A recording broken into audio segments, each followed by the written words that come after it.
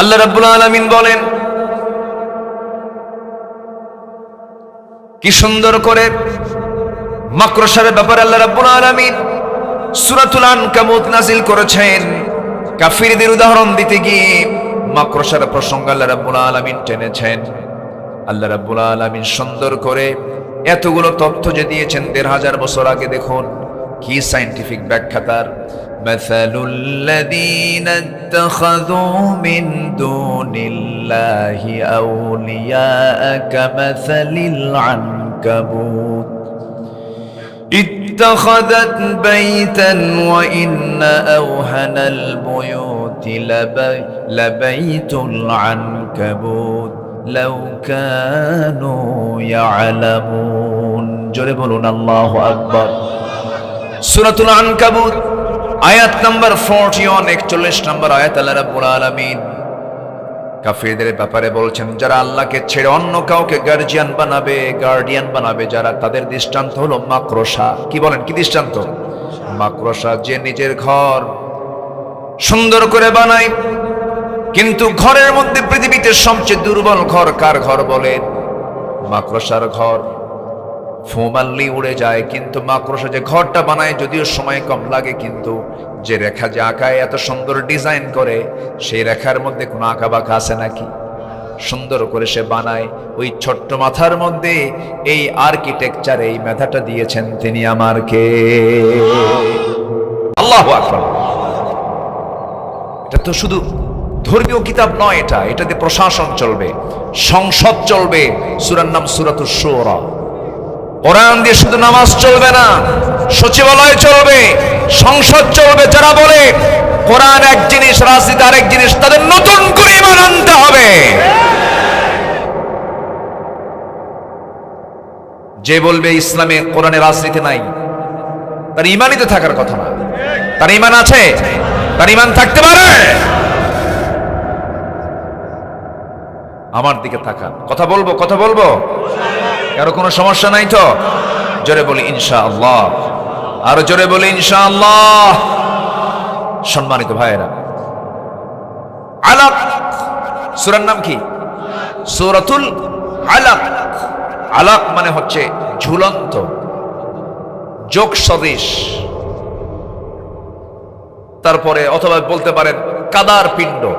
আমরা তো মাটি, আমরা মাটি না, কাদার একটা পিণ্ড। খলাকাল ইনসানা মিন আলাক। এই আলাক শব্দের ব্যাখ্যা কোরআন যা দিয়েছে, কোরআন যে বলেছে, এই বিষয়টা নিয়ে শতাব্দীর পর শতাব্দী গবেষণা হয়েছে। একজন বিশ্ববিখ্যাত একজন গ্রন্থতত্ত্ববিদ, ওয়ার্ল্ড ফেমাস ডাক্তার কেইথ মুর, ওনার কাছে এই বিষয়টা জানা ছিল না যে এটা যোগ সদৃশ, যোগের মতো দেখা যায়। ওনার ধারণা ছিল আলাদা। যখন ওনার সামনে যখন আলাক শব্দটা আসলো, ঝুলন্ত যোগের মতো বস্তু বুঝায়, এটা দিয়ে উনি এটা বুঝতে পারলেন না। উনি এটাকে গবেষণায় নিলেন এবং মাইক্রোস্কোপিক বিশ্লেষণ করার পর উনি বুঝতে পারলেন, উনি দেখলেন যে না, কোরআন যা বলেছে আলাক শব্দ দিয়ে, এটাই বাস্তব, এরকমই দেখা যায়। জোরে বলি সুবহানাল্লাহ। জোরে বলি সুবহানাল্লাহ। শেষ পর্যন্ত উনি বলতে বাধ্য হয়েছেন যে it has been a great pleasure for me to help clarify statements in the Quran about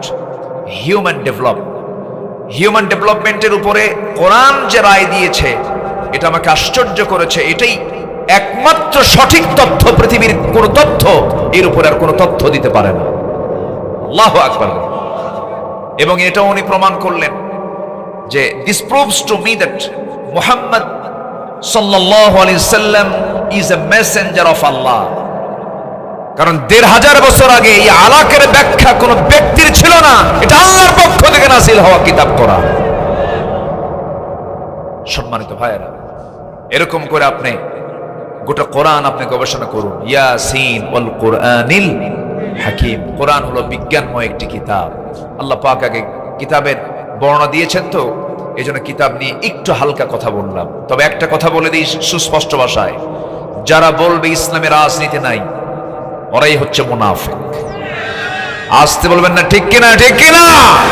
ওরা কি মুনাফিক, এটা মাথায় রাখতে হবে। ইসলামের রাজনীতি আছে না নাই? রাসূল কি এমনি এমনি ক্ষমতা পাইছেন? উনি কি বিচারক ছিলেন না? উনি কি চোরের হাত কাটেন নাই? এমন রিপোর্ট শোনেন নাই আপনারা? শোনেন নাই? রাসূল কিন্তু চোরের হাত কেটেছেন। রাসূল ইসলামী রাষ্ট্র গঠন করেছেন, রাষ্ট্রনায়ক তিনি ছিলেন। আজকে আমি আপনাদের সামনে আমার নবীজির ইসলামী রাষ্ট্র গঠনে নবীর কি আদর্শ ছিল, এটা আমি আজকে আপনাদের সামনে একটু উপস্থাপন করতে চাচ্ছি। সময় দেবেন তো নাকি? কতক্ষণ থাকবেন? সারা রাত? ওরে বাপরে বাপ, এ তো জানাজা সহ দেখতেছি নাকি? এত সময় কি থাকা যাবে? তাই যতক্ষণ আছে আমরা থাকবো। জোরে বলি ইনশাআল্লাহ, জোরে বলি ইনশাআল্লাহ। সম্মানিত ভাইরা, তাহলে আসুন আয়াতের দিকে আস্তে আস্তে যাই। তাহলে ইসলামে সব কিছু আছে না নাই বলেন তো? শুধু মিথ্যা নাই। কি নাই? মিথ্যা নাই। আর ইসলাম ছাড়া যারাই চলে তারা কি করে? তারা কি, তাদের পুঁজি কি বলেন? জোরেন, তাদের পুঁজি কি? পলিটিক্স। পলিটিক্স, এটাকে আপনি এনসাইক্লোপিডিয়া অফ ব্রিটেনিকে এনেন, এটা ব্যাখ্যা নেন।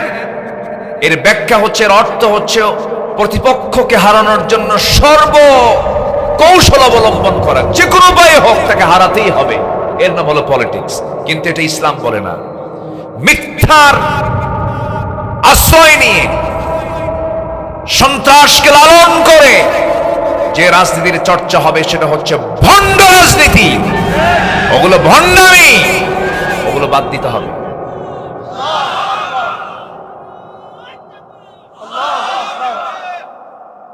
শেষ হয়ে গেল? আরেকটু বলেন। এই তো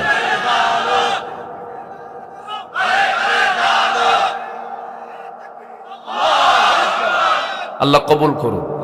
এই কুমিল্লাতে এক মাহফিল আমাকে স্লোগান দিতে দেয়নি। মেবি এটা হবে কোথায়, যাই হোক, কোথায় যেন আমাকে স্লোগানে বাধা দিয়েছিল। পাশে কে যেন বসা বলল, হুজুর স্লোগান দেওয়া যাবে না। তো আমি সেদিন বলেছি, আপনি যদি স্লোগান না দিতে দেন, আজানে কি হয়? আজানের প্রথম তাকবীর কি বলেন? আরো জোরে। রুকুতে যেতে কি? নামাজ শুরু করতে কি? এরপর মানুষ যখন মরে যায়, মরে যাওয়ার প্রথম তাকবীর কি? জানাজার প্রথম তাকবীর কি? দ্বিতীয় তাকবীর কি? তাহলে আজান কি? নামাজে আল্লাহু আকবার, আজানে আল্লাহু আকবার, মরণে আল্লাহু আকবার, জন্মে আল্লাহু আকবার, সব জায়গায় আল্লাহু আকবার। মাঠে ময়দানে আল্লাহু আকবার যারা বন্ধ করতে চায়, ওদের জানাজা না দিয়া কুত্তা বিলাই দিয়ে খাওয়ানো দরকার।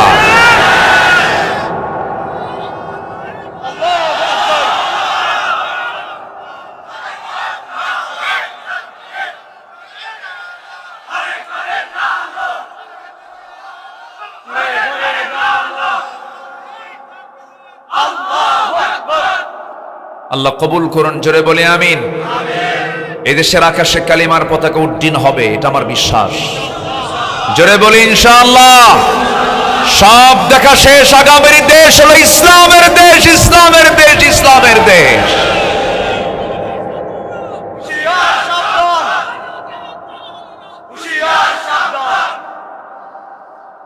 দালাল তো অভাব নাই, বহু দালাল আছে আমার দেশে। আছে না নাই? আমার দেশে মানুষ বেশি না দালাল বেশি? আমার দেশে মানুষ বেশি না চোর বেশি?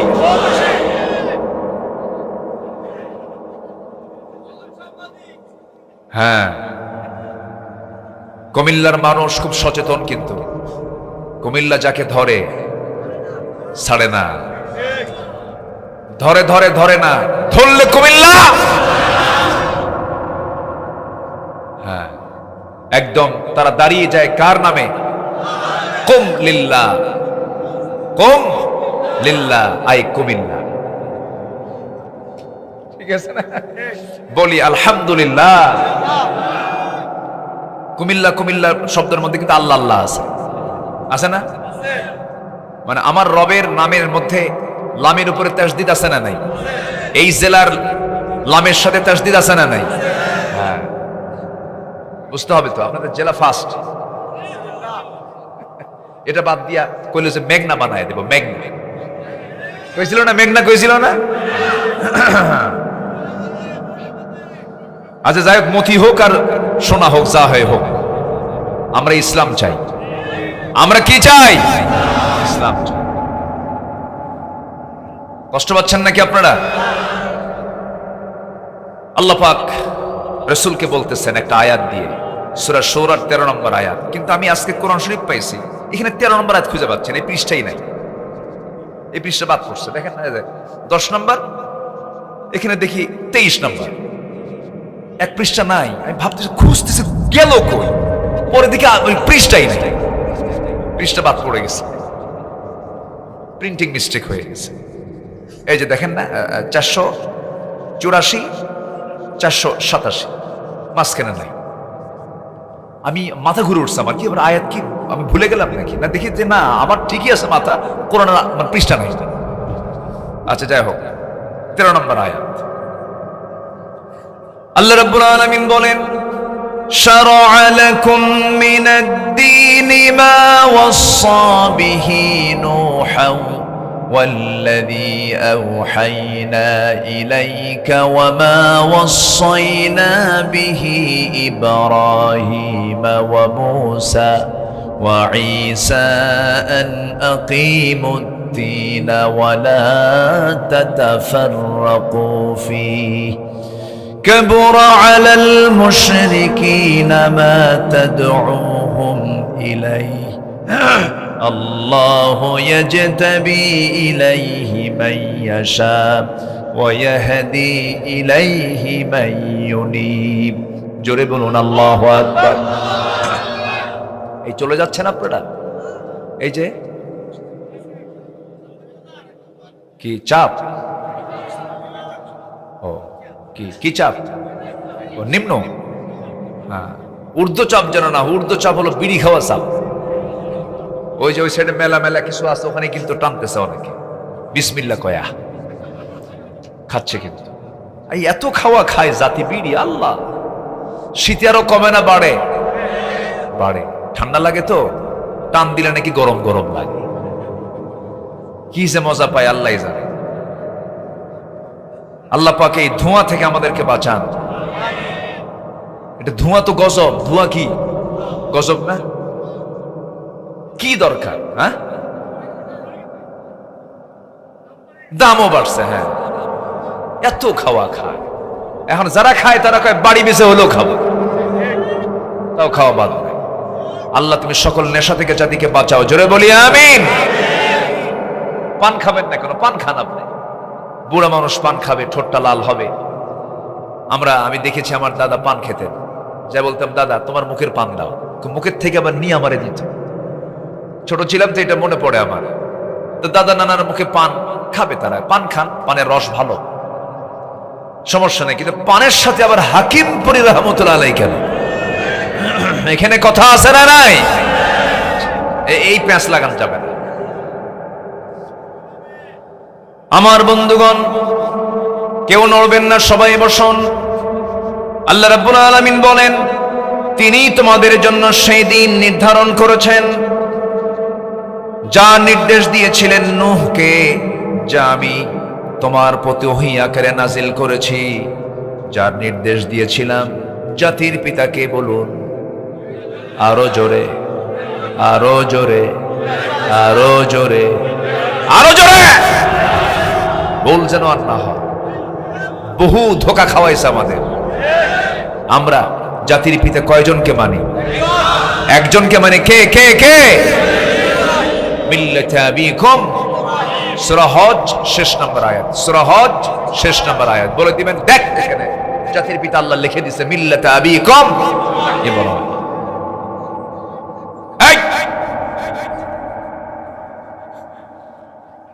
দরকার নাই এরকম করে বলা। আমরা ইব্রাহিমের সন্তান তো, ঠিক কিনা বলেন? আমাদের দাম নাই? আমাদের দাম নাই? হ্যাঁ, আমাদের বাপ যদি ইব্রাহিম হয়, আমরা তার কি সন্তান। কোন সন্তানকে আমরা খাটো চোখে দেখবো না। কিন্তু এই সমস্ত জোর করে চাপিয়ে দেওয়া কোনো কথাও আমরা কেউ গ্রহণ করতে পারবো। এখন তো নেতা হওয়ার জন্য বেশি কিছু লাগে না। নেতা হওয়ার জন্য লাগে হচ্ছে কি জানেন, মোষ একখান 2.5 ইঞ্চি মোটা হাইব্রিড জাতের, এরকম মোটা একখান মোষ লাগবে, আর পেট একখান লাগবে 10 মাসের মতো। নেতা হয়ে গেছে। অথচ আমার নবীর কিছু সাহাবী ছিলেন দেখতে এত কালো, সাইয়েদেনা বেলাল আজান দিতেন, সবাই নামাজে চলে যেত। দেখতে কি সুন্দর ছিলেন? বলেন, দেখতে শুনতে কি সুন্দর ছিলেন? কিন্তু দিলটা ছিল সুন্দর, তাকওয়া ছিল সুন্দর। বংশ দিয়ে কি করবেন? চেহারার সৌন্দর্যতা কি করবেন? সুন্দরের রূপ দিয়ে আপনি কি করবেন? কিছুই রবে না, সব একদিন শেষ হয়ে যাবে। আল্লাহ রাব্বুল আলামিন বলছেন, আমি এগুলো দেখবো না। ইন্না খালাকনাকুম মিন যাকারিন ওয়া উনসা ওয়া জাআলনাকুম শুউবান ওয়া ক্বাবাইলা লিতাআরাফু ইন্না আকরামাকুম ইনদাল্লাহি আতকাকুম। বংশ, বিভিন্ন বংশ, বিভিন্ন ভাগ, বিভিন্ন সম্প্রদায়ে তোমাদেরকে ভাগ করে দিয়েছি, ভাষা দিয়েছি, বর্ণ দিয়েছি, যেন তোমরা একে অপরকে চিনতে পারো।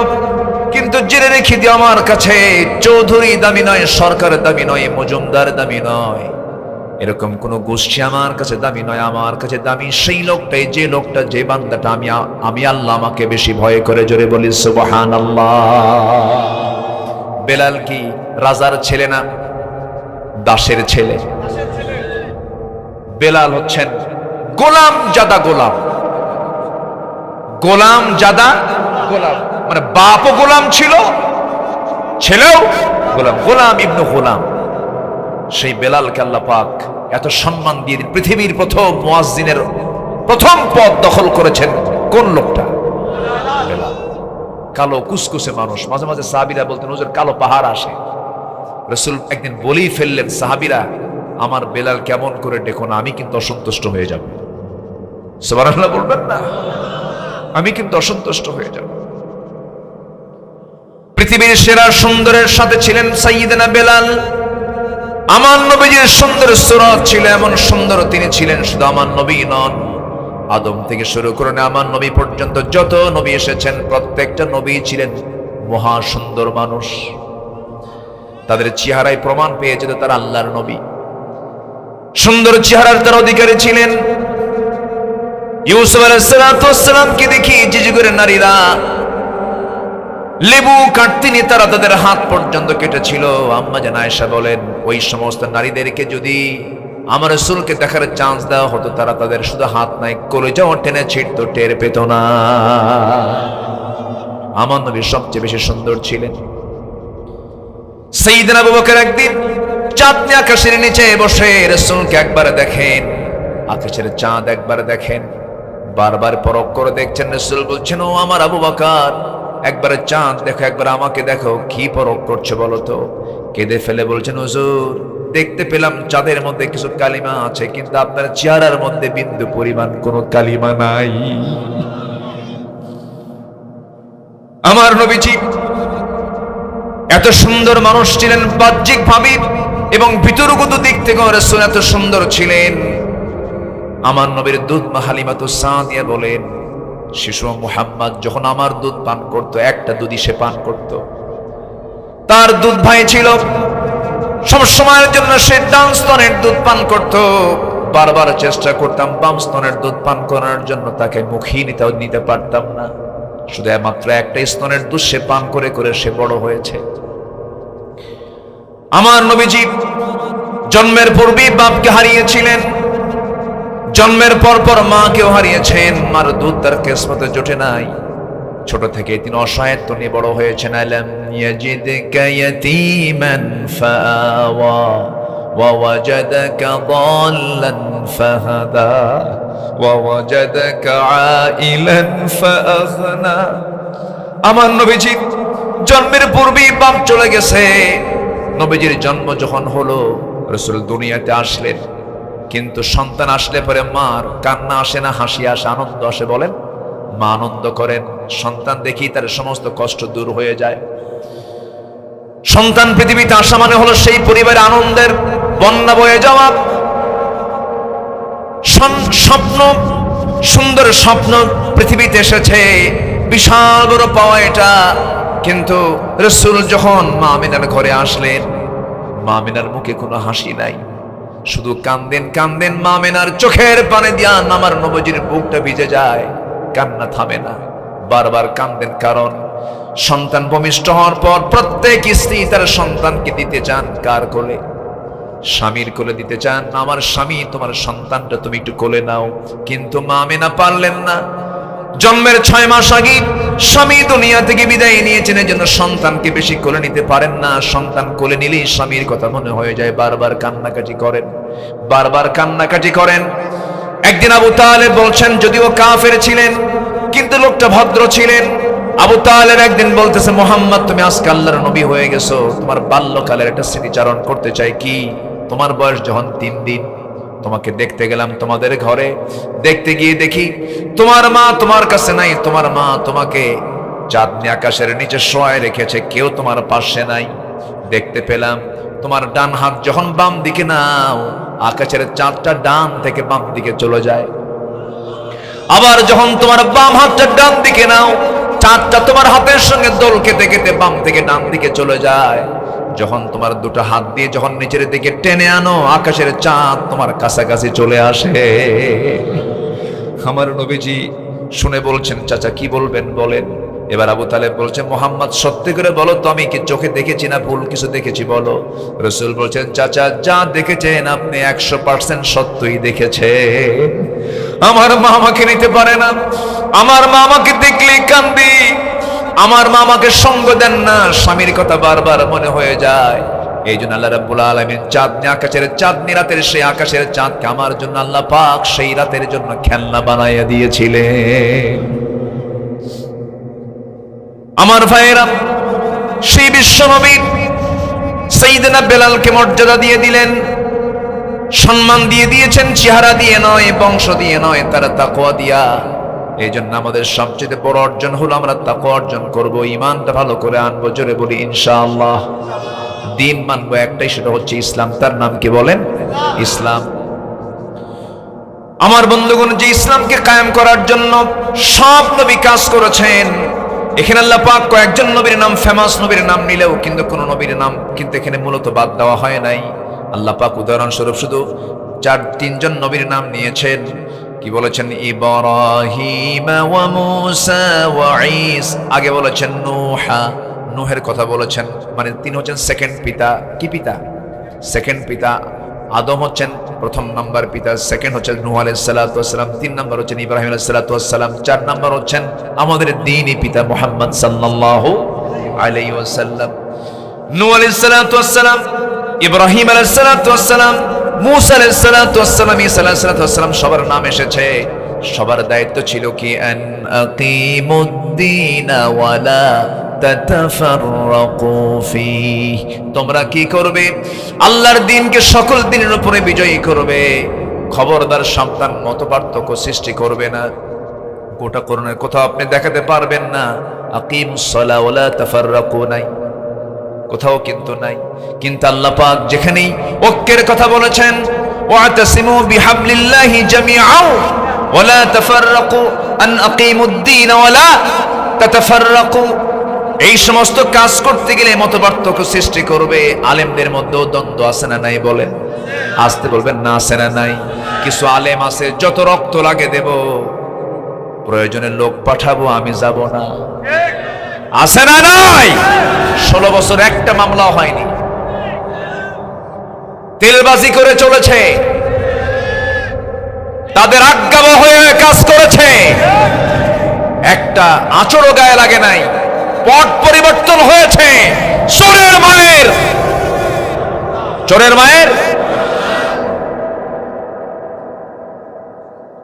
সম্মানিত ভাইয়েরা, একটি পট আমরা পেয়েছি, পট পরিবর্তনের পর একটা পরিবেশ পেয়েছি, এটাকে কাজে লাগাবো ইসলাম দিয়ে। জোরে বলি ইনশাআল্লাহ, আরো জোরে বলি ইনশাআল্লাহ।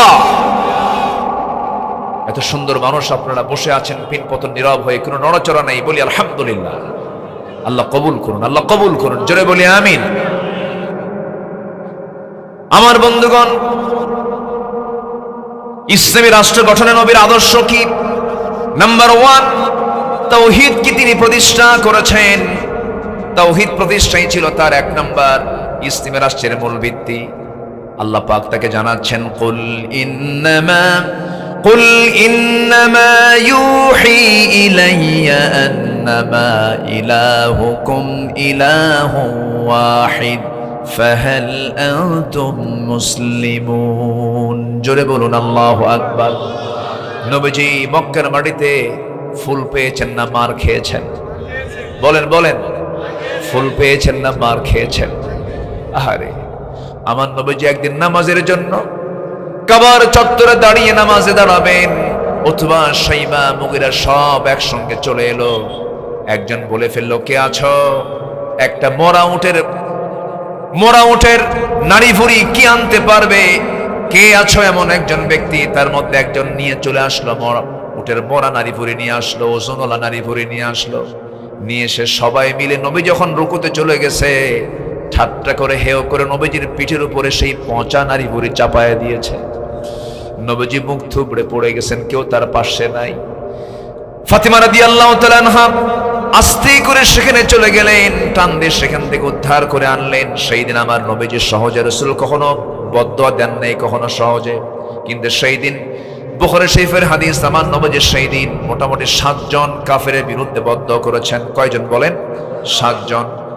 রাসূল বলেছেন, আল্লাহ আমর ইবনে হিশাম অর্থাৎ আবু জেহেল, উতবা ইবনে রাবিআ, শাইবা ইবনে রাবিআ, ওয়ালিদ ইবনে উতবা, উমাইয়া ইবনে খালাফ, উকবা ইবনে আবু মুআত, ওমর ইবনে ওয়ালিদ, এই 7 জনকে তুমি আল্লাহ পাকড়াও করো। আল্লাহ তুমি এদের প্রতি তোমার লানত নাজিল করো। আমার নবীজির দোয়া করতে দেরি, কবুল হতে দেরি হয় নাই। এই 7টা কাফের সব বদর প্রান্তরে কূপের মধ্যে তারা কুত্তার মতো মরে গেছে। ঠিক কি না?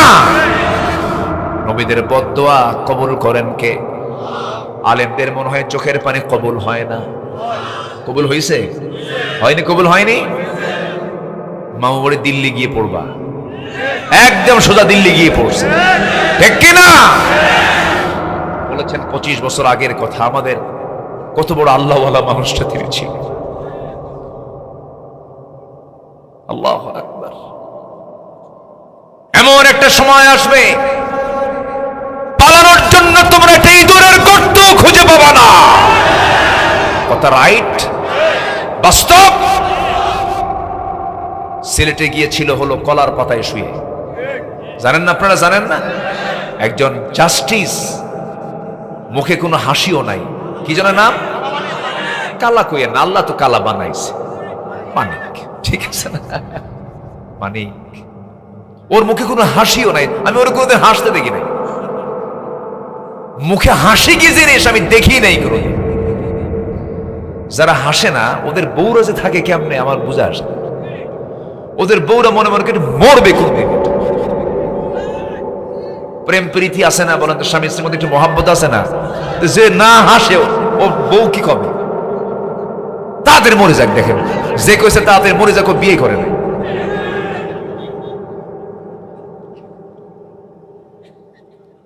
কত সুন্দর মানুষ আপনারা আলহামদুলিল্লাহ বলেন।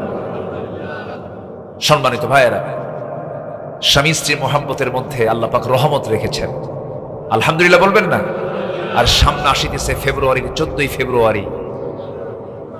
ওই ভালোবাসায় কিন্তু কোন রহমত না। প্রেমটা হবে বিয়ের আগে না বিয়ের পরে? আগে। আলোকেরা কাও যুবকরা, প্রেমটা হবে বিয়ের আগে না বিয়ের পরে? এখন প্রেম হয় কখন? হ্যাঁ, বিয়ের আগেই প্রেম করে। প্রেম কইরা শেষ, বিয়ের পরে আর প্রেম খুঁজে পায় না। তখন হয় কিলে কি হয়? কি হয়? হবে তো, শান্তি হবে না তো তোমার। যুবকরা, এগুলো টাইম নাই তোমার। তুমি প্রেমিকের জন্য ফুসকা কিনবা, টাকা লস। ফুসকা কিনো না, চুরি ফিতে কেনার দরকার নাই। এগুলো সব লস প্রজেক্ট, টাইম লস, সব লস। এগুলো করা যাবে না। তোমার প্রয়োজন হবে বিয়ের জন্য বাড়িতে প্রস্তাব দিয়ে দাও। বাসায় আব্বাকে বলো। একজনকে বিয়ে দেয় না হুজুর, না কি যেন কইছে, হ্যাঁ, গার্জিয়ান যারা আছেন তারা শোনেন, যে সন্তান মুখ ফুটে বলে বাবা বিয়ে করা, ওর চরিত্র ভালো। আসতে গান কেন? যে বলে বাবা বিয়ে করা, ওর কি চরিত্র ভালো। আর যে বলে না যে বিয়ে করব, বোঝেন নাই? যে বলেন আমি বিয়ে করব, 40 পার হয় 50 পার হয়, বিয়ের মুখে বিয়ের কথা বলে না, সময় হয় নাই, ক্যাশ ক্যাপিটাল ও বাইপাস মারে। কে ঠিক কিনা? কি যুবকরা খুশি হয়েছে তো? খুশি হয়েছে তো? রিজিকের দায়িত্ব কার? রিজিকের দায়িত্ব কার? আল্লাহ খাওয়াবে, কোনো টেনশন নাই। বিয়ে করে খাওয়াবো কি, মানে বউ মনে হয় হাতি, এত বড় কি টেনশন করে, এইদিকে চরিত্র শেষ। হ্যাঁ,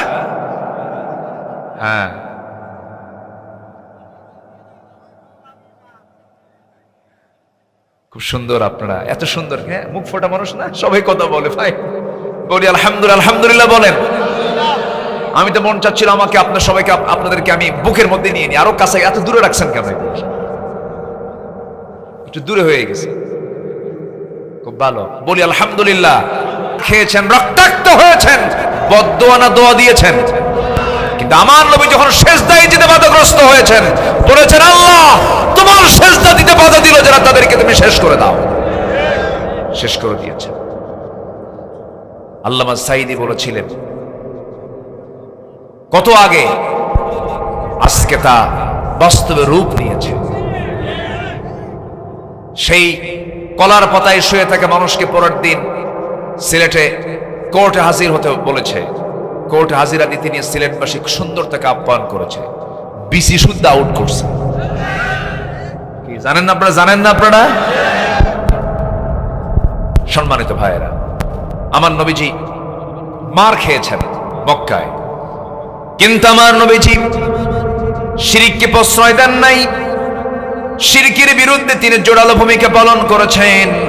আমার নবীজি যখন মক্কা বিজয় করলেন, মূর্তিগুলো রেখেছেন না ভেঙে ফেলেছেন? কারণ আমার নবীর দেহের মধ্যে ছিল ইব্রাহিমের রক্ত, ইসমাইলের রক্ত, ঠিক কিনা? এই পৃথিবীতে কোন নবী মূর্তি ভাঙ্গার মামলায় আগুনে পোড়ানোর হুকুমের অর্ডার শুনেছিলেন? বলেন কোন নবী? বলেন কোন নবী? ইব্রাহিম আলাইহিস সালাম। শোনেন, আবার মূর্তি ভাঙ্গা টাঙ্গার কথা বলতেছে, আবার জন্য হিন্দু ভাইদের মূর্তি ভাঙতে যান। এটা কিন্তু আমি সেই দিক বোঝানোর জন্য বলিনি। অন্য ধর্মের মানুষ তাদের ধর্মকে নিয়ে কি করবে সেটা আমাদের দেখার বিষয় না। তারা যা করে করুক, ভালোও বলবো না, মন্দও বলবো না। ভালো বললে ইমান হুমকির সম্মুখীন, মন্দ বললেও ইমান হুমকির সম্মুখীন। মন্দ বলা যাবে না, ওরা যা বলে যা করে করুক। লা তাসুব্বুল আসনাম, তোমরা কোনো মূর্তিকে গালি দিতে যেও না, বলেছেন মুহাম্মদ সাল্লাল্লাহু আলাইহি ওয়াসাল্লাম। কিন্তু আমার নবীজির হাতে যখন বিজয় চলে আসলো, মক্কায় ঢুকে তিনি মূর্তিগুলোকে রেখেছেন, ভেঙেছেন। এবং তিনি আল্লাহ পাকের অর্ডার পেয়ে তিনি বলেছেন কি, কুল জাআল হক ওয়া যাহাকাল বাতিল ইন্নাল বাতিলা কানা যাহুকা। জোরে বলুন আল্লাহু আকবার। আমার ভাইয়েরা, এক নম্বর হলো তাওহীদকে প্রতিষ্ঠা করেছেন, সকল শিরিক বিদআতকে উৎখাত করেছেন। এটা হচ্ছে নবীজির এক নাম্বার আদর্শ রাষ্ট্র গঠনে। নাম্বার 2 হলো সকল হিংসা তিনি দূর করেছেন, ভ্রাতৃত্ব প্রতিষ্ঠা করেছেন। ইন্নামাল মুমিনুনা ইখওয়াতুন ফাআসলিহু বাইনা আখাওয়াইকুম ওয়াত্তাকুল্লাহ। জোরে বলুন আল্লাহু আকবার। আমার নবীজি বদর যুদ্ধ পাড়ি দিলেন, উহুদ যুদ্ধ পাড়ি দিলেন, খন্দক যুদ্ধ পাড়ি দিলেন। হুনাইন যুদ্ধের পর প্রচুর পরিমাণ গনিমতের মাল নবীর হাতে চলে এলো। রাসূল করলেন কি, আরবদের মাঝে এবং কুরাইশদের মাঝে তিনি সমস্ত প্রচুর পরিমাণে সেই গনিমতগুলোকে সবার মাঝে বন্টন করলেন। কুরাইশদের মাঝে বন্টন করলেন, তাদের মাঝে বেশি বেশি দিয়ে দিলেন, ওই আরব গোত্রের মধ্যে বেশি বেশি দিয়ে দিলেন। আনসার সাহাবীরা পেলেন না। আনসার সাহাবীরা মনে মনে দুঃখ পেলেন। এমনকি একজন এই পর্যন্ত বলেই ফেলেন, আল্লাহর কসম করে বলছি, রাসূল তার নিজ কওমের সঙ্গে মিশে গেছেন, নিজ কওমের সঙ্গে মিশে গেছেন। সব তাদের দিল, আমাদের কিছুই দিল না। আমার নবীজি এই কথা শুনলেন, বলুন তো এই কথাটা ভ্রাতৃত্বের মধ্যে একটা ফাটলের সম্ভাবনা আছে না নাই? বলেন, ছিল কি ছিল না? সাহাবীরা বলতেছেন, আনসাররা বলেছেন,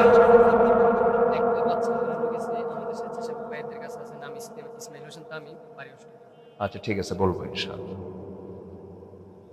কি হয়েছে? বাচ্চা হারায় গেছে, পাইছেন? সমস্যা কি?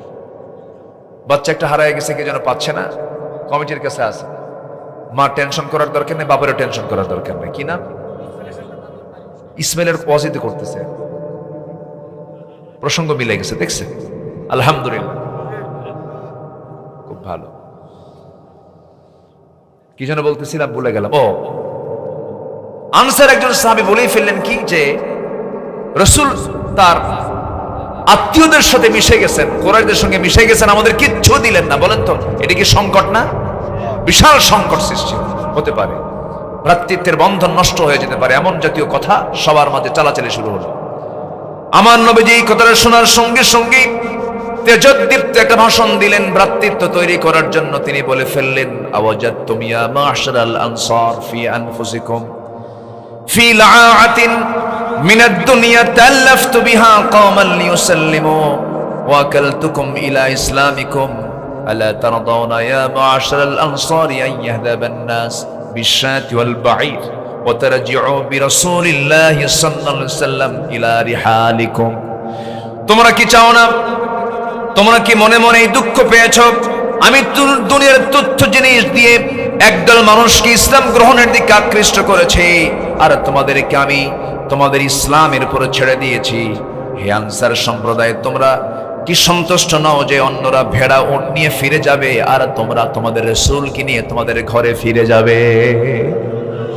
সুবহানাল্লাহ, কি সুন্দর করে সমাধান দিলেন। রাসূল বললেন, তারা উট ভেড়া নিয়ে চলে গেছে, ওদেরকে আমি ইসলামের দিকে একটু আকৃষ্ট করার জন্য দিয়েছি, আর তোমরা নিয়ে যাচ্ছ তোমাদের ঘরে তোমাদের রাসূলকে। আল্লাহু আকবার বলেন। কি ভ্রাতৃত্ব নষ্ট হলো না? ভ্রাতৃত্ব আরো মজবুত হলো। রাসূল ভ্রাতৃত্ব মজবুত করার জন্য কথা বলতেন। আর আমার দেশের হুজুররা কিছু খালি প্যাঁচ লাগায়, খালি কি লাগায়? নূর না মাটি, এই না ওই, দুনিয়ার প্যাঁচ মুছ লাগায়া বাস। আমার নবীজি ইহুদি কন্যাকে বিয়ে করেছেন, মারিয়া কিপ্তি, জানেন না আপনারা? কত কন্ট্রোল ছিল তার ভিতরে। ইহুদিরা কি সোজা না বাঁকা? বলেন, সোজা না বাঁকা? আমার বন্ধুগণ, নাম্বার 3 হলো ন্যায় বিচার প্রতিষ্ঠা করতেন আমার নবীজি। অনড় ছিলেন এবং তিনি বিলম্ব করতেন না, যা বিচার তা ফয়সালা করে দিতেন। কারণ আল্লাহ রাব্বুল আলামিন সূরা নাহলের 90 নম্বর আয়াতে বলছেন, ইন্নাল্লাহা ইয়া'মুরুকুম বিল আদলি ওয়াল ইহসানি ওয়া ইতা'i যিল কুরবা ওয়া ইয়ানহা আনিল ফাহশাই ওয়াল মুনকারি ওয়াল বাগি ইয়া'iদুকুম লা'আল্লাকুম তাযাক্কারুন। জোরে বলুন আল্লাহু আকবার। আমার নবীজির বিচারালয়ে একটা চোর ধরা পড়ে গেল, চুন্নি ধরা পড়ে গেল। চুন্নি হলো মহিলা, চোর হলো পুরুষ। এক মহিলা চুরি করে ধরা পড়েছে, খুব সম্ভ্রান্ত পরিবার, ধনী পরিবার, উচ্চ বংশীয় পরিবার। নবী বললেন, কোনো কথা নাই, বংশ দেখা যাবে না, চোর চুরি করে ধরা পড়েছে, হাত কাট। কি? হাত কেটে ফেলো। ফাকতাউ আইদিয়াহুমা সারিকু ওয়াস-সারিকাতু ফাকতাউ আইদিয়াহুমা। চোর হোক অথবা চুন্নি হোক, হাত কেটে ফেলে দাও। কোনো আপিল করা যাবে না এখানে, কোনো কিছু চুপ চলবে না এখানে। ও চুরি করলো কেন? হাত কেটে ফেলো। যে মহিলার হাত কাটার অর্ডার দেওয়া হয়েছে, ওই পরিবার থেকে একটা বিশাল মহল চলে গেছে ওমর ফারুকের কাছে তদবির করার জন্য। এখনো তদবিরের লোক আছে না নাই? তদবির করার জন্য গেছে। সাইয়েদনা ওমর ফারুক গলে গেছেন। কি গলে গেছেন? নরম হয়ে গেছে। ওমরের মতো মানুষ নবীর কাছে এসে বলে, হুজুর দেখুন তো, বিচারটাকে একটু বিবেচনায় নিয়ে আসা যায়। রাসূল রক্তি মাখার ধারণ হলো, লাল হয়ে গেছে রাসূল। রাসূল বলছেন, ওমর তুমি কি বলো এটা? ওয়াল্লাহি লাউ আন্না ফাতিমাতা বিনত মুহাম্মাদিন সারাকাত লাকাতা'তু ইয়াদাহা। আল্লাহর কসম, ওই ফাতিমা না হয়ে আমার মেয়ে ফাতিমা বিনতে মুহাম্মদ যদি আজকে চুরি করে ধরা পড়তো, আমি রাসূল নিজে তোমাদের সবার চোখের সামনে আমার মেয়েকে সামনে নিয়ে এসে হাতটা ধরে আমি নিজে রাসূল তার হাতটা কেটে ফেলে দিতাম। নবীজি নরম, খালি নরম শুনছি সারা জীবন, খালি মাফ করছে। ডাকাতের শাস্তি রাসূল কেমনে দিয়েছেন সবার ইতিহাস কম বেশি হাদিস জানা আছে। এক রাখালকে হত্যা করেছে একজন হত্যাকারী, হত্যা করে চলে গেছে, সে উট অপহরণ করে নিয়ে চলে যাচ্ছে। রাসূল জানতে পারলেন, বললেন ওকে যে অবস্থায় পাও ধরো। ধরা হলো। রাসূল বললেন রাখালকে যেমন করে মেরেছো ওকে তেমন করে মারো। আল্লাহু আকবার বলবেন না? রাখালকে যেমন করে মেরেছে ওকে তেমন করে মারো। হাত কাটা হলো, পা কাটা হলো, চোখ তোলা হচ্ছে। এমন সময় ওই ডাকাতের প্রচন্ড তৃষ্ণা, পানির জন্য ছটফট করছে, মরুর বালু চাকতেছে। এক সাহাবী গিয়ে বলছেন, ইয়া রাসূলুল্লাহ, খুব দয়া হচ্ছে, ও মরুর বালু চাটে, ওকে একটু পানি দেওয়া যাবে কি? রাসূল বললেন, রাখালকে কি সে পানি দিয়েছিল না? এক চুল পরিমাণ পানি দিতে পারবি না তোরা। আল্লাহু আকবার বলেন। বিশ্বনবী মুহাম্মদ সাল্লাল্লাহু, খালি আমরা নরম নরম শুনি। বিচারক কাকে বলে? ন্যায় বিচার প্রতিষ্ঠায় তিনি ছিলেন অনড়। আল্লাহু আকবার বলেন। তার সিদ্ধান্ত থেকে তিনি চুল পরিমাণ নড়তেন না। 12টা পয়েন্ট, 3টা হয়েছে। আরো যদি ঘন্টা 2 সময় লাগে থাকবেন তো? না, আমি হয়তো সময় নেব না, আমি শেষ করব। শীতের রাত বসুন, আর একটু কথা বলি, আমি শেষ করে দেব। নাম্বার 4, আমার নবীজির রাষ্ট্রের সামাজিক দায়িত্ব এবং দরিদ্রদের প্রতি খুব সহযোগিতা ছিল। রাসূল গরিবের বন্ধু না ধনীর বন্ধু? ধনীরও বন্ধু ছিলেন, সবার বন্ধু। কিন্তু আজকে ধনীগুলো এসে কার কিসের বন্ধু হয়? ধনীগুলো এসে কার বন্ধু হতে চায়? নির্বাচনের একটা কার বন্ধু হতে চায়? গরিবের বন্ধু। এটা একটা ঠকবাজি, একটা প্রতারণা, ভোটের লাই। এই তো একজন কি যেন কইছে, হ্যাঁ, গরিবের বন্ধু বলার দ্বারা কি আপনি কি ধনী শত্রু নাকি? বলতে পারেন জনদরদি, বলতে পারেন গরিবের বন্ধু মানে কি? এটা কি কথা? এর মধ্যে অবশ্যই একটা ফাঁক ফোকর আছে না নাই? না। আমার নবীজি নিজের মেয়ে দুটাকে বিয়ে দিয়েছেন। একজন ছিলেন সবচাইতে শীর্ষস্থানীয় ধনী। কে? বলেন বলেন বলেন। রাসূল কি ধনীকে ভালোবাসেন নাই? আবার রাসূল আরেকটা মেয়েকে বিয়ে দিয়েছেন যার ঘর বাড়ি না, এমন একজন জামাই, তার নাম কি বলেন? আলী। রাসূল ধনীরও বন্ধু, গরিবেরও বন্ধু। দেখছেন নেতাগুলো করে কি? দেখছেন খালি ধান্দাবাজি। আমার বন্ধুগণ, রাসূল তার মেয়েকে বিয়ে দিয়েছেন গরিবের সাথে। আবার বলেছেন, মা তোমাকে বিয়ে দিলাম এমন একজন যুবকের সাথে, আমার খুব পছন্দ, ফাতিমা যাও সংসার করে খাও, ঘর নাই বাড়ি নাই, কিন্তু আমার আলীর তাকওয়া দিয়ে ভরা আছে তার গোটা জিন্দেগি, কোনো সমস্যা নাই। ফাতিমা তুমি আলীর সঙ্গে সংসার করে খাও। একটা কথা জেনে রেখে দিও, মৃত্যুর দিন পর্যন্ত স্বামীর বিরুদ্ধে যেন একটা নালিশ আমার কানে না আসে। আর এখনকার মেয়ের বাপরা মেয়েকে বিয়ে দেওয়ার সময় বলে, মা বিয়ে দিলাম, যা স্বামীর ঘরে, মোবাইল নিয়ে যা, যদি কোনো কিছু হয় শুধু ফোন দিবি, খাইয়া ফালাম। আছে না নাই? কি করবে? খাইয়া ফালাবে। সংসার তো এই জন্যই হয় না।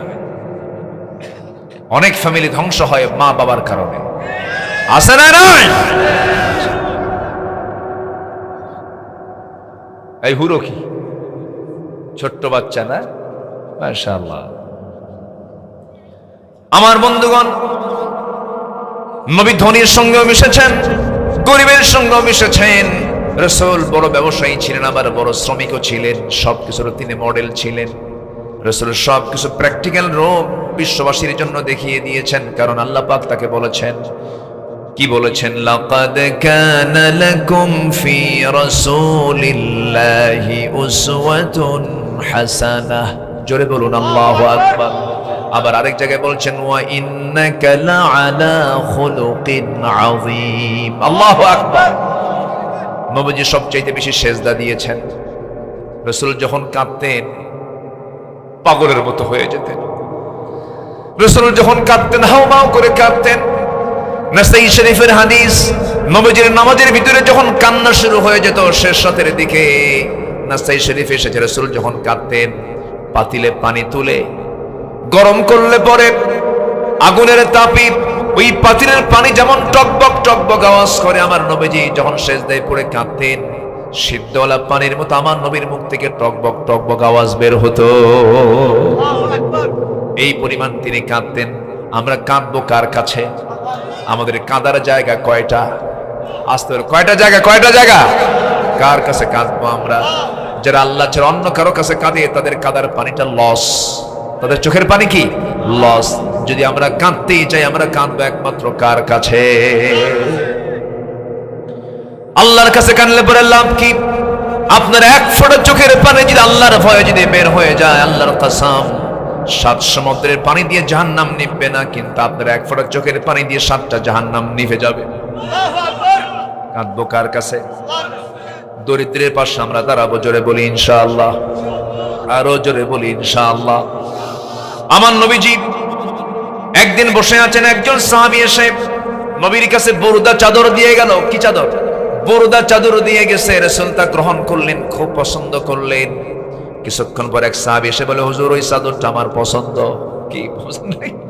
রাসূল কেবলই নিয়েছেন, সে সময় আরেকজন এসে কি কয়, আমার এটা পছন্দ। রাসূল কিচ্ছু বললেন না, অবলীলায় মুস্কি হাসি মেরে খুলে বললেন, যাও নিয়ে যাও। আরেকজন সাহাবী যে নিয়ে গেল তাকে বললেন, এই কিছুক্ষণ আগে রাসূলকে একজন দিয়ে গেল, তুমি নিয়ে গেলা কেন? সাহাবী চোখের পানি ফেলে ফেলে বলতেছে, এই চান্স আমি কেমন করে মিস করব, কারণ আমার নিয়ত হলো এই চাদরটা যেন আমার মরণের কাফন হয়। আল্লাহু আকবার বলেন। আমার বন্ধুগণ, নাম্বার 5 হলো রাষ্ট্রীয়ভাবে ইসলামী শিক্ষা তিনি প্রতিষ্ঠা করেছেন। যুদ্ধবন্দীদেরকে যুদ্ধবন্দী থেকে মুক্ত করার জন্য মুক্তিপণ হিসেবে রাসূল বলেছেন, শিক্ষা অর্জন করো, তোমাকে মুক্ত করা হবে। আল্লাহু আকবার বলেন। শিক্ষার গুরুত্ব রাসূলের সবচেয়ে কম ছিল না বেশি ছিল? বেশি ছিল। আন্তর্জাতিক সম্পর্ক স্থাপন করেছেন তিনি, তবে সবার আগে তিনি ভয় করেছেন কাকে? আসতে বলবেন না, কাকে? হেরাক্লিয়াস রোমান সম্রাট পরাশক্তির কাছে কালিমার দাওয়াত দিতে গিয়েছেন, এমন একটা চিঠি পাঠিয়েছেন, সেই চিঠি পড়ে হেরাক্লিয়াস বলতেছে, এই চিঠি প্রমাণ করে এই রোমান সম্রাট হেরাক্লিয়াসের পার নিচের জায়গা একদিন মুহাম্মদ দখল করে ছাড়বে। আল্লাহু আকবার বলেন। কি প্রভাব তাদের চিঠির মধ্যে ছিল, কি প্রভাব তারা খাটিয়েছেন গোটা বিশ্ব নিয়ন্ত্রণ করার জন্য ইসলাম দিয়ে। আল্লাহু আকবার বলেন। নাম্বার 7 হলো বিপদে আপদে মুসিবতে সবসময় ভরসা করব কার উপরে? আসতে বলবেন না, কার উপরে? নাম্বার 8 ন্যায়ের পথে অবিচল থাকবো আমরা। কিসের পথে? ন্যায়ের পথে অবিচল থাকলে সাহায্য করবেন কে বলেন? আল্লাহ পাক সাহায্য করবেন। যে কোনো কাজ করব আমরা একা করব না, পরামর্শ করব। মজলিসে শোরা, মজলিসে শোরা পরামর্শের বৈঠকে বসে যাব, পরিবারের সমস্যা পরামর্শের বৈঠকে বসে যাব। নাম্বার 10 হলো রাষ্ট্র গঠনে ছোট বড় সকল প্রকার জুলুম থেকে সমাজ রাষ্ট্রকে অবশ্যই হেফাজত করতে হবে। আমার রাসূল শুধু মানুষ নয়, ছোট্ট প্রাণীর ক্ষেত্রেও তিনি খেয়াল রাখতেন। আমার নবীজি একদিন দাঁড়ায় আছেন, একটা উট এসে দৌড় মেরে নবীর সামনে চলে আসছে। নবীর সামনে এসে চোখের পানি ফেলে ফেলে কান্দে উট। কে কান্দে? উট কান্দতেছে। রাসূল উটের মাথায় হাত দিলেন, উটের কান্না থেমে গেছে। আল্লাহু আকবার। উট রাসূলকে নালিশ করছে, ইয়া রাসূলুল্লাহ, আমার মালিক আমাকে খাওয়ায় না, আমার মালিক আমাকে পানি পান করায় না, এই জন্য কান্দি আমি। রাসূল বললেন, মার রাব্বুক, মার রাব্বু হাদাল জামাল, এই জামালের এই উটের রবটাকে? তাকে তাড়াতাড়ি ডেকে নিয়ে আসো। ডেকে আনা হলো। ডেকে আনার পরে বলতেছে, তুমি তো একে খাওয়াও না, একে পান করাও না। ও আমার কাছে অভিযোগ করতেছে, খবরদার একটা প্রাণীও যেন অভুক্ত আমার রাষ্ট্রে না থাকে। আল্লাহু আকবার বলেন। রাসূল কি রাষ্ট্র তিনি গড়েছিলেন। আল্লাহু আকবার। আমার বন্ধুগণ, নাম্বার 11 হলো জাতীয় আন্তর্জাতিক পর্যায় থেকে সকল হুমকি যা আসবে, ভয়ভীতি, কাউকে তোয়াক্কা করা যাবে না। তোয়াক্কা করব, একমাত্র ভরসা করব কার উপরে? কাকে? কাকে? কোন দিল্লি আমাকে বাঁচাবে না, রাশিয়া আমাকে বাঁচাবে না, আমেরিকা বাঁচাবে না। আমেরিকা তো নিজেই শেষ হয়ে যাচ্ছে, ক্যালিফোর্নিয়া জ্বলে পুড়ে শেষ, ঠিক কিনা? ওরা ফিলিস্তিনকে আগুন জ্বালাইছে, আল্লাহ ওদেরকে আগুন জ্বালায় দিছে। আপনি কাউকে জ্বালায় দিবেন, আপনিও জ্বলবেন, এটাই বাস্তব, ঠিক কিনা? যে গর্ত খনন করবে অন্যের জন্য, তার গর্ত খনন হয়ে যায়। সে ওই গর্তেই পড়বে। নাম্বার 12 হলো ছোট পরিসর থেকে বড় পরিসর প্রতিটি জায়গায় নেতৃত্ব গড়ে তুলবো আমরা বেনামাজি না তাকওয়া ভিত্তিক, বেনামাজি না নামাজি, নামাজি নেতৃত্ব আমরা গড়ে তুলবো। জোরে বলি ইনশাআল্লাহ।